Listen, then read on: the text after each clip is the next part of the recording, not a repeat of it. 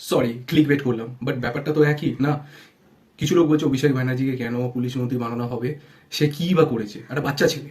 তাহলে আমি একটা কথা বলবো, যদি বাচ্চা ছেলে পলিটিক্সে দাঁড়াতে পারবে না, তাহলে আইএএস, আইপিএস, এই যে উচ্চ আধিকারিক পদগুলোতে ইউপিএসসি থেকে সিলেকশন হয়, তো সেইগুলো কেন বাচ্চা বলা থেকে লোকেদের করা হয়? কেন বলা হয় না যে 40-এর আগে কেউ হতে পারবে না, বা 45 বছর এজ না হলে হতে পারবে না? বোকা বোকা কথা না এই কথাবার্তাগুলো।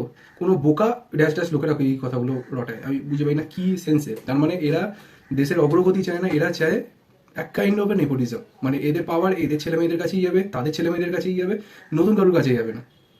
কিন্তু অনেকে বলবে যে অভিষেক ব্যানার্জিও তাই। তাহলে একটা কথা বলবো, যে 2021 সালেতে যে ইলেকশনটা হয়েছিল ওয়েস্ট বেঙ্গলেতে বিধানসভা, তাতে যদি অভিষেক ব্যানার্জি না থাকতো, জিততে পারতো না টিএমসি। এটা সবাই জানে, ইনক্লুডিং মমতা ব্যানার্জিও।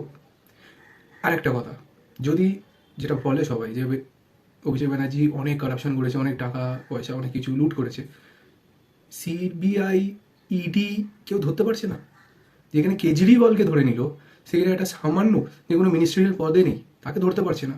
কিন্তু প্রত্যেকবার ইলেকশনের আগে এসে টার্গেট করা হচ্ছে। আমি কারোর ফরে নই, আমি কারোর এগেনস্টে নই, আমি যা ফ্যাক্টস আছে সেই ফ্যাক্টস অনুযায়ী বলছি। তাতে যদি কারোর খারাপ লাগে,